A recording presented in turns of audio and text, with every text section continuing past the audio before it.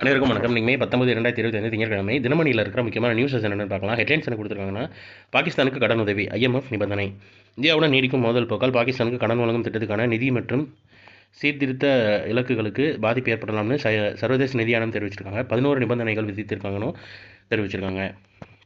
தொழில்நுட்ப கோளாறு இலக்கை எட்டாத PSLV C61 தெரிவிச்சிருக்காங்க. ஆந்திர மாநிலம் ஸ்ரீஹரிகோட்டாவிலிருந்து மே 18 விண்ணில் ஏவப்பட்டது PSLV C61 ராக்கெட். தொழில்நுட்ப கோளாறு காரணமாக திட்டமிட்ட இலக்கை சென்றடையவில்லைன்னு தெரிவிச்சிருக்காங்க.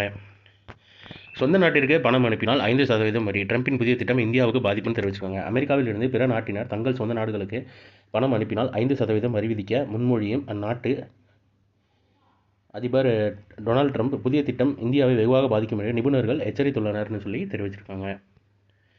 அடுத்ததாக இன்றைக்கான திருக்குறள் என்னன்றதை பார்த்துருவோம். கர்மம் செய்ய ஒருவன் கை தூவேன் என்னும் பெருமையின் பீடுடையது இல்.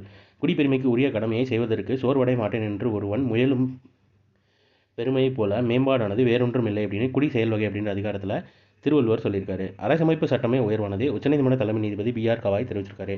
உச்சநீதிமன்றத்தின் 52வது தலைமை நீதிபதியாக BR கவாய் அண்மையில் பதவியேற்றார். அவருக்கு பாராட்டு விழாவையும் மாநில வழக்கறிஞர்களின் கருத்தரங்கையும் மகாராஷ்டிரா மற்றும் கோவா பார் கவுன்சில் மும்பையில் ஞாயிற்றுக்கிழமை நடத்தியது. இதில் பங்கேற்ற நீதிபதி BR கவாய் பேசியது அப்படின்னு சொல்லி ஒரு ஆர்டிக்கல், ஒரு பெரிய பேசேஜ் கொடுத்துருக்காங்க.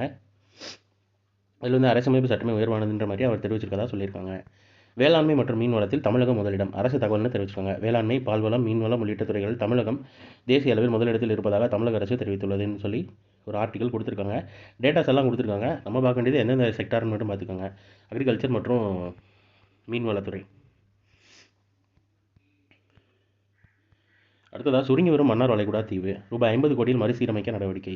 மன்னார் வளைகுடா கடலால் சூழப்பட்டுள்ள கரியாச்செல்லி தீவை காப்பாற்ற ரூபாய் 50 கோடியில் புனரமைப்பு நடவடிக்கை தமிழக அரசு முன்னெடுத்துள்ளது. மன்னார் வளைகுடா கடல்சார் தேசிய பூங்காவில் உள்ள 21 தீவுகளில் ஒன்று கரியாச்செல்லி தீவு. போதிய பராமரிப்பின்றி அழியும் நிலையில் உள்ள இத்தீவை காப்பாற்ற உலக வங்கியின் ஆதரவுடன் தமிழக அரசு ரூபாய் 50 கோடி மதிப்பிலான மறுசீரமைப்பு திட்டத்தை தொடங்கியுள்ளது. தமிழ்நாடு ஷோர் நிலையான பெருங்கடல் வளங்களை பயன்படுத்துதல் என்ற முன்முயற்சியின் அங்கமாக இத்திட்டம் முன்னெடுக்கப்பட்டுள்ளது. பார்த்துக்கோங்க, தமிழ்நாடு ஷோர் அப்படின்ற, அதாவது இங்கிலீஷில் சொல்லணும்னா SHOREன்னு சொல்லுவாங்க, ஷோர்னு சொல்லி. அந்த திட்டத்தின் கீழே முயற்சி எடுத்திருக்காங்க. தீவுகளை வளமாக்க நடவடிக்கை. நீருக்கடியில் 71% நிலப்பரப்பு அண்டு எவ்வளோ இருந்தது, எவ்வளோ ஆயிருக்கு அப்படின்ற மாதிரி கொடுத்துருக்காங்க. 1969 20.85 ஹெக்டேராக இருந்தது. 2018 5.47 ஹெக்டேராக மாறிடுச்சுன்ற மாதிரி தெரிவிச்சிருக்காங்க. டைம் இருக்கிறவங்க அதை ஃபுல்லாக வாசிச்சு பாருங்கள். ஸோ இன்றைக்கான இம்பார்ட்டன்ட் நியூஸஸ் அவ்வளோதான். இது ஒரு ஷார்ட் வெர்ஷனாக 1 மினிட் கரண்ட் அஃபேர் நம்ம சேனலில் இருக்குது. வேணுங்கிறவங்க அதை ரிப்ளேஸ் பண்ணிக்கோங்க. மேலும் இன்னொரு நியூஸ் வீடியோவில் சந்திப்போம். தேங்க்யூ.